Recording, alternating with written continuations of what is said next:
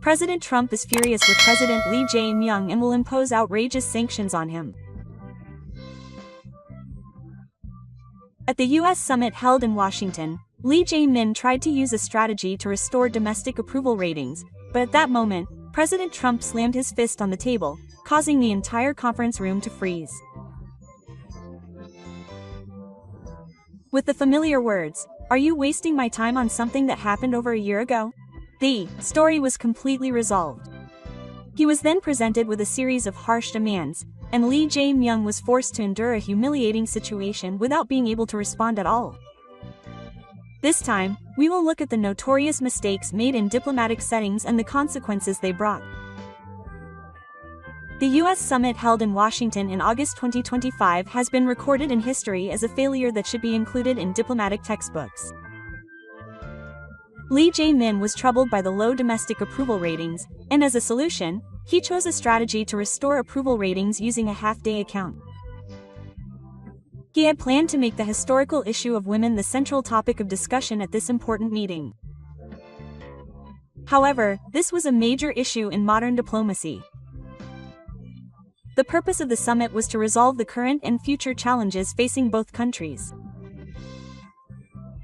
The world of 2025 is rife with pressing issues, including China's military expansion, Russia's nuclear threat, and North Korea's missile development.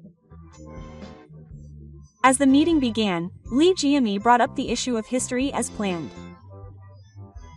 stating that true peace in East Asia requires a sincere response to heal the past wounds inflicted by Japan. At that moment, President Trump slammed his fist on the table and said, "Enough already. That's the end of the story. Don't bring it up in front of me again." Quote. After that, President Trump stood up and said, "It's 2025.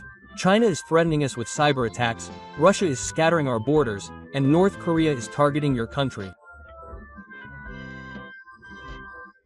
And yet you're wasting my time with stories from over 80 years ago." Slamming the table at a summit meeting is akin to an ultimatum that diplomatic progress will end, and at this point the story was effectively dead. Furthermore, President Trump said, "I had a great friend. It was Shinzo Abe. He never listed his past grievances. He always made concrete proposals for the future, such as strengthening the Japan-US alliance." Quote. Peace in the Indo-Pacific. He made a decisive statement that his discussions with him were always productive. Being compared to the leaders of other countries in an official setting and being judged as inferior is nothing short of the greatest insult. Lee Jae-myung could only sit there, feeling the blood drain from his face. In fact, the former Prime Minister's diplomatic strategy was thoroughly future-oriented. In the Japan-US summits of the 2010s, positive and concrete themes such as the TPP, space development cooperation, and the Indo-Pacific strategy were discussed, and historical issues have never become a topic of discussion. A British diplomatic expert analyzes that in 21st century diplomacy, the construction of the future takes priority over the production of the past, and the method of using historical issues as diplomacy is now outdated. A French international relations researcher points out that mixing domestic politics and international diplomacy is a typical failure, as he does not understand that methods for gaining popularity at home do not work in international situations. The latter collapsed at this point, and Lee Jae-myung did not even get the opportunity to present other topics. The White House, which Lee Jae-myung had thought would be a place of victory, turned into a place of humiliation, and the diplomatic failure did not end there. Trust was damaged, which would have a negative impact on all future negotiations. And this time, the price was paid in an unimaginable way. After the historical issue, President Trump moved on to the topic of economic cooperation, but here too, harsh reality awaited Lee Jae-myung. President Trump took out documents and placed them in front of Lee Jae-myung, and Abe always brought specific numbers. Toyota employed more than 8,000 people in Kentucky. Honda created more than 10,000 jobs in Ohio and Indiana. SoftBank promised and delivered on a $50 billion investment. These companies were not just talking, they demonstrated their contribution to America through real actions. In particular, they said that they had set up factories in areas struggling with manufacturing and provided jobs for the unemployed. In fact, Japanese companies' large-scale investment in the United States was strategic. In the 2010s, the hollowing out of manufacturing in the United States became a serious problem, and rusty industrial areas known as the Rust Belt, such as Michigan and Pennsylvania, were struggling with imperial industries. Japanese companies concentrated their investments in these regions. This was not only economically rational but also politically significant, as the Rust Belt was an important base of support for President Trump. President Trump's voice turned cold, and he said, "What have our neighbors done in comparison? Your American counterparts are less than 1/10 of Japan's. On the contrary, they are only sucking up profits from the American market and not creating enough jobs." According to OECD statistics, Japan's major direct investment in the US from 2020 to 2024 will total approximately $60 billion. The gap is huge, with Japan's investment in the US being approximately $5 billion. Lee Jae-min hurriedly took out an investment plan and tried to explain the $30 billion investment plan over the next 5 years, including a reactor factory, battery facilities, and R&D center. But President Trump refused to look at the document and said that there was no point in showing him the plan at this point. He said that all he evaluated was results. For President Trump as a businessman, promises and plans are worthless. Only actual fulfillment is proof of trust. Furthermore, Japanese companies' investments were also of excellent quality, and they not only established new workplaces but also provided technical training to local workers and actively invested in management positions. Many Americans are active as factory managers and department heads at Toyota's Kentucky plant. Japanese companies also place importance on contributing to the local community, and have established a reputation as good corporate citizens through school donations, community outreach, and environmental protection activities. According to one survey, over 80% of residents in areas where Japanese companies have expanded responded that they welcome the presence of Japanese companies, which can be said to be a result of not only economic benefits but also cultural and community considerations being valued. In contrast, the reputation of companies from neighboring countries is not so good, with some companies prioritizing profits and causing problems with working conditions and environmental standards. In addition, many of the managers are from neighboring countries and have been criticized for limiting opportunities for local hires to advance. American economics expert Forden pointed out that the biggest difference between Japanese companies and foreign companies is their long-term perspective. Japanese companies prioritize long-term relationships of trust over short-term profits, while some companies from neighboring countries ignore building relationships with local communities in their pursuit of commercial models. President Trump went even further, and Abe said, "Donald Trump considers America to be his second home. Therefore, America's prosperity is Japan's prosperity. Do you understand? I said that this is the stance of Japan, an ally."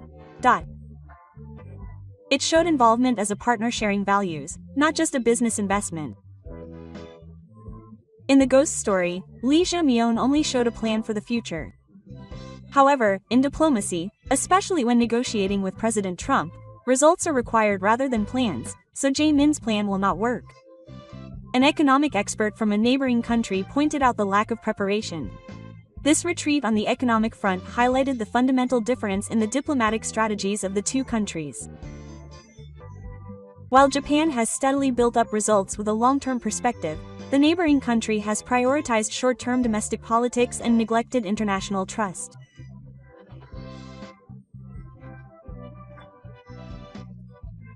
Following harsh criticism on the economic front, President Trump said, "It's not just about the economy. The defense burden is the same. Look at Japan. Despite constitutional restrictions, they have significantly increased defense spending, set a target of 2% of GDP, and have actually increased the budget," further confirming their confidence in the security alliance. In 2022, the Japanese government made a historic decision, abolishing the 1% of GDP defense spending cap that had been in place since 1976 and deciding to increase defense spending to 2% of GDP, or approximately 11 trillion yen per year, by fiscal 2027. President Trump also said that Japan has signed a contract to purchase more than 100 F-35 fighter jets and is investing heavily in missile defense, which is increasing its sense of security. Most of this equipment is American. In other words, he said that Japan is supporting the United States while strengthening its defense capabilities. One batch of F-35 fighter jets costs approximately 10 billion yen, and an extension of the contract for 105 aircraft would amount to a total of 1 trillion yen. This contract has enabled Lockheed Martin and other American defense companies to maintain thousands of jobs. President Trump's expression has become stern, and he is asking, how does your neighbor compare? Your country shares a border with nuclear-armed North Korea. The threat is growing every day, but your defense spending is far too low. It is insufficient considering the magnitude of the threat you face. You are not adequately shouldering the costs, even though young Americans may shed their blood to protect you. 5% of GDP. He declared that this was the defense cost that they should bear. 5% of GDP is a very consolation prize for modern advanced countries, and what is required of fermented food countries is 2% of GDP. Even during the Cold War, Western countries were around 3 to 4%. However, for President Trump, this figure had a clear purpose, and it was not just a monetary burden, but an indicator of seriousness, a question of whether he was serious about defending his country. At that time, Ijum tried to object, but he could not find the words, because such a drastic increase was impossible due to domestic politics. There were strong calls in neighboring countries for spending on social welfare and education, and a drastic increase in defense spending was extremely difficult. When President Trump noticed Ijum's silence, he said, let me say one more thing. Why should the United States lease your land to operate bases?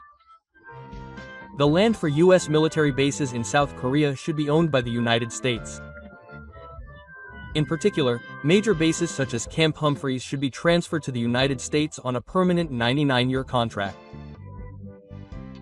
Normally, foreign military bases are built in such a way that the host country provides the land and allows its use under a middle-class agreement. While land ownership would remain with the host country, what President Trump demanded was the transfer of ownership itself. This would effectively mean ceding part of the territory to a foreign country, and there could be no greater humiliation for a test nation. President Trump spread out a map and pointed to Camp Humphreys, saying that the land value of this base was conservatively estimated to exceed 2 trillion yen. The United States is protecting this much property free of charge. If you truly need American protection, you should show some sincerity. This demand was not legally or politically acceptable to the neighboring country, but President Trump's intention may not have been to actually realize this demand, but rather to send a strong message that the United States would not tolerate it indefinitely. A German international political scientist analyzed that President Trump's demand should not be taken literally. It was a negotiating tactic. He analyzed that he was trying to make the other party feel a sense of crisis with his extreme demands and elicit a more realistic compromise. However, for the president, whether it was a negotiating tactic or not, being confronted with such a demand in an official setting was an unbearable humiliation. Thus, the talks completely collapsed, the planned joint press conference was cancelled, and Lee Jae-myung left Washington early. My thoughts on the channel are, how long will our neighboring country continue to bring up issues that have already been resolved? There is no trust in such a country. Please continue on the path of isolation. I love Japan. If you like, please let me know your thoughts. Thank you for watching until the end. See you in the next news.